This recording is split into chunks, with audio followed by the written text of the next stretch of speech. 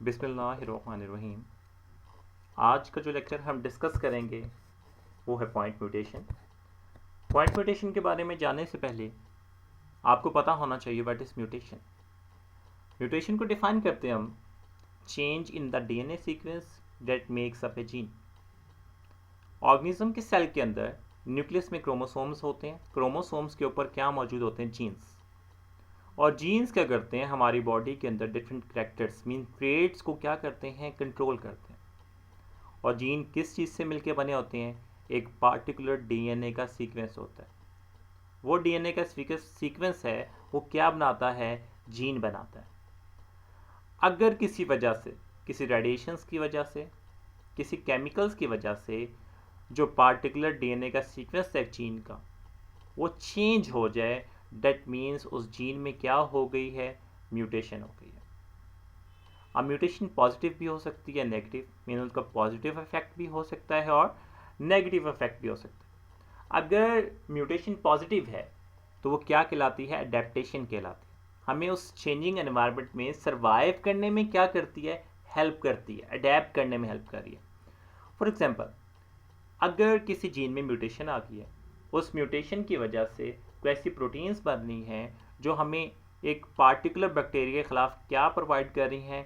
Protection provide कर रही हैं। पहले हमारी बॉडी में उस बैक्टीरिया के खिलाफ प्रोटेक्शन नहीं थी, लेकिन उस म्यूटेशन की वजह से कुछ ऐसी प्रोटीन्स बनी हैं जो क्या करती हैं? हमें इस बैक्टीरिया के खिलाफ प्रोटेक्शन प्रोवाइड करती हैं। तो ये एक पॉजिटिव इफेक्ट है, तो पॉजिटिव म्यूटेशन होती है। नेगेटिव म्यूटेशन भी हो सकती है अगर उसका इफेक्ट क्या है? नेगेटिव है। फॉर एग्जाम्पल, किसी जीन में म्यूटेशन आ गई, उस म्यूटेशन की वजह से कोई ना कोई जेनेटिक डिसऑर्डर, कोई ना कोई डिजीज़ हो गई है, तो ये कैसी होती है? नेगेटिव म्यूटेशन होती है। अब म्यूटेशन इन सोमैटिक और germ line cells harmful. Somatic cells वो सेल्स जो रिप्रोडक्शन में हिस्सा नहीं लेते, जो गैमेट्स को फॉर्म नहीं करते, हमारी बॉडी फॉर्म कर रहे हैं, उन्हें सोमैटिक सेल्स कहते हैं। जर्म लाइन सेल्स वो सेल्स जो हमारे गैमीट्स को फॉर्म कर, स्पर्म और एग को, वो कहलाते हैं जर्म लाइन सेल्स। यहाँ दो डायग्राम्स दिखाई हुई हैं आपको, क्या देखेंगे? एक में सोमैटिक म्यूटेशन दिखाई है और एक में जर्म लाइन म्यूटेशन है।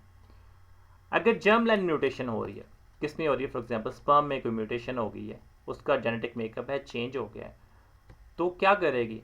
जाइगोट बना जब फर्टिलाइज किया एग को, एम्ब्रियो से एक ऑर्गेनिज्म बना है, तो पूरे ऑर्गेनिज्म उसे उसके ऑफस्प्रिंग को क्या करेगी? इफेक्ट करेगी। मीन्स नेक्स्ट ऑफस्प्रिंग को क्या करती है? इफेक्ट करती है। लेकिन अगर सोमैटिक सेल्स में म्यूटेशन आई है, और सोमैटिक सेल्स में इसमें म्यूटेशन आ गई है, तो एक मखसूस एरिया है वो ही इफेक्टेड होगा, कोई और जो सेल्स हैं वो इफेक्ट नहीं होंगे। और जो म्यूटेशंस हैं, these are the source of evolution. हमारी बॉडी के अंदर जो भी जेनेटिक फीचर्स हैं, कोई भी जीन्स हैं जिन्हें फीचर्स, ऐसे करेक्टर्स जिन्हें जीन कंट्रोल कर रहे हैं, वो किस वजह से हुए हैं? प्रोड्यूस हुए हैं। रिजल्ट किसका है? म्यूटेशन की रिजल्ट है। म्यूटेशन होगी देन कोई ना कोई नए जेनेटिक फीचर्स बनते हैं। एवोल्यूशन का सोर्स है, सिंपल से कम्प्लेक्स ऑर्गेनिज्म बन रहे हैं। किस वजह से? म्यूटेशन की वजह से। चेंजिंग एनवायरनमेंट में सर्वाइव करने के लिए म्यूटेशन लाजमी है। वो एवोल्यूशन होगी, नया जेनेटिक मेकअप बनेगा। Next, causes of mutation. Mutation की क्या कॉजेज हैं, किस वजह से होती है?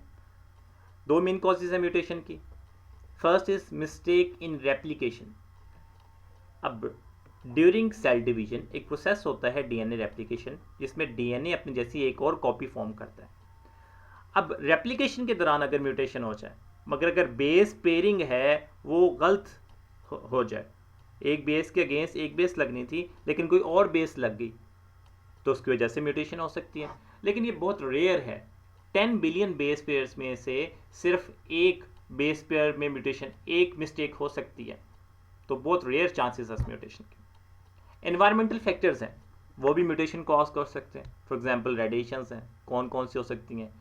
रेडियो वेव्स, एक्सरेज हैं, गैमा रेज हैं। ये जो रेज अगर हमारे जेनेटिक मटेरियल पे ज़्यादा यूज़ हों तो ये भी क्या करती हैं? हमारे जेनेटिक मटेरियल को चेंज कर सकती हैं, म्यूटेशन कॉज कर सकती हैं। केमिकल एजेंट्स हैं, कोई ना कोई मेटल्स हैं, फॉर एग्जांपल कैडमियम है, कोबाल्ट है, आर्सेनिक है, ये भी क्या कर सकती हैं? हमारे जो जेनेटिक मटेरियल है उसमें म्यूटेशन कॉज करती हैं। टाइप्स ऑफ म्यूटेशन, कितनी किस्म की म्यूटेशन होती है? मेन दो टाइप्स होती है म्यूटेशन की। एक है क्रोमोसोमल एब्रेशन और सेकंड है पॉइंट म्यूटेशन। क्रोमोसोमल एब्रेशन में क्या है? Change in chromosome number and structure. हम नेक्स्ट टॉपिक में इसे डिटेल से डिस्कस करेंगे। अगर क्रोमोसोम नंबर या स्ट्रक्चर में चेंज आ रही है, पूरा क्रोमोसोम नंबर बढ़ रहा है, कम हो रहा है, या पार्टिकुलर जो एक क्रोमोसोम का एक जो एरिया है वो उसमें चेंज आ रही है, उसे कहते हैं क्रोमोसोमल एब्रेशन कहलाते हैं। सेकंड होती है point mutation. Point mutation, mutation change point, किसी एक मखसूस पॉइंट मीन्स कोई एक न्यूक्लियोटाइड सीक्वेंस है, कोई एक बेस पेयर में चेंज आ रही है, वो म्यूटेशन क्या कहलाती है? पॉइंट म्यूटेशन कहलाती है। These are the changes in the nucleotide sequence and may result from the replacement, addition और deletion of nucleotide। जैसे यहाँ देखेंगे अगर हम एग्जाम्पल, ये एक सीक्वेंस है न्यूक्लियोटाइड्स का। अब ए बी सी ये बेस पेयर्स मौजूद थे, न्यूक्लियोटाइड्स मौजूद थे, लेकिन म्यूटेशन की वजह से अब यहाँ क्या होगी? रिप्लेसमेंट। ए बी डी होना चाहिए था, लेकिन ए बी सी होना चाहिए था, लेकिन सी की जगह रिप्लेस होकर क्या आ गया? डी आ गया बेस पेयर। तो ये क्या है कि रिप्लेसमेंट है पॉइंट म्यूटेशन में। एडिशन मीन्स ऐड ज़्यादा हो जाना, कोई एक बेस पेयर ज़्यादा हो जाए, दैट मीन्स वो क्या है? एडिशन है। अगर उसकी डिलीशन हो जाए तो उसे क्या कहलाते हैं? उसे डिलीशन कहते हैं, कि अगर कोई कम हो जाए बेस पेयर।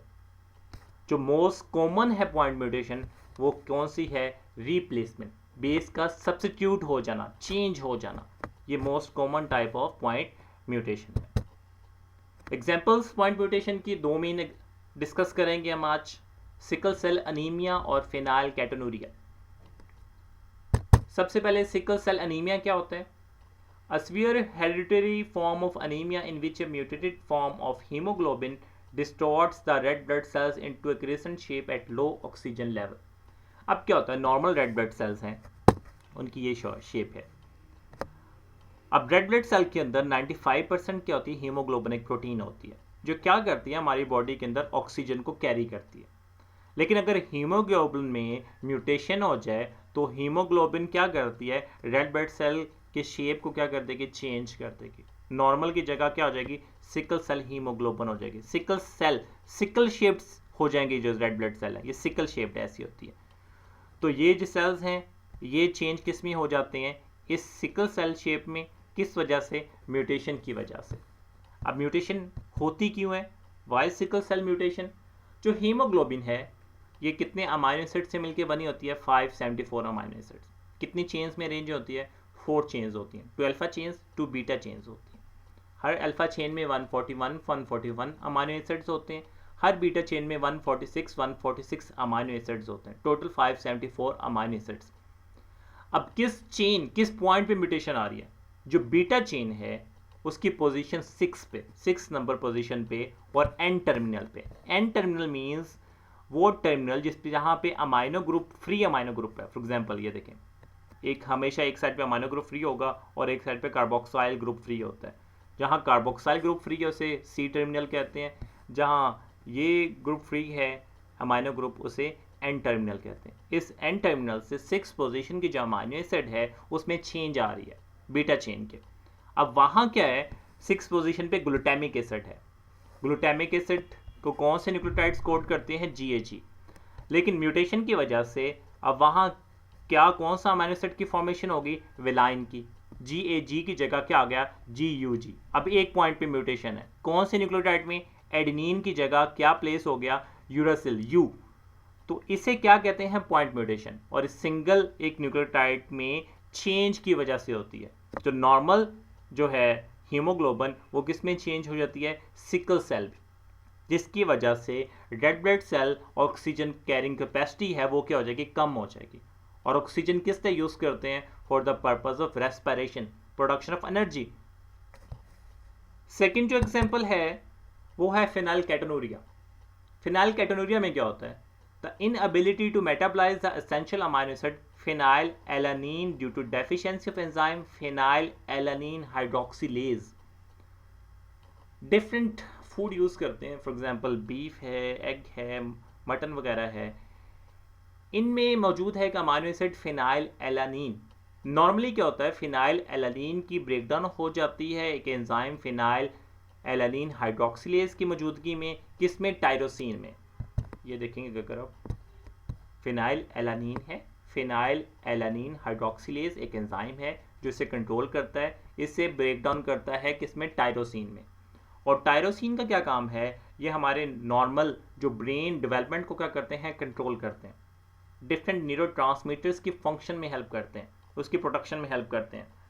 लेकिन क्या होता है, पॉइंट म्यूटेशन किसी पॉइंट पे किसी सब्स्टिट्यूशन बेस की म्यूटेशन की वजह से जो फिनाइल एलानिन है वो कन्वर्ट नहीं होती टायरोसिन में। क्यों? क्योंकि म्यूटेशन आई है। किस जगह म्यूटेशन आई है, इस एंजाइम में म्यूटेशन आई है। जो एंजाइम बनना था वो एंजाइम की फॉर्मेशन नहीं होती, इसमें कोई ना कोई चेंज आ गई है। अगर चेंज नहीं होगी एंजाइम बनेगा, फिनाइल एलानिन टायरोसिन में कन्वर्ट हो जाएगा।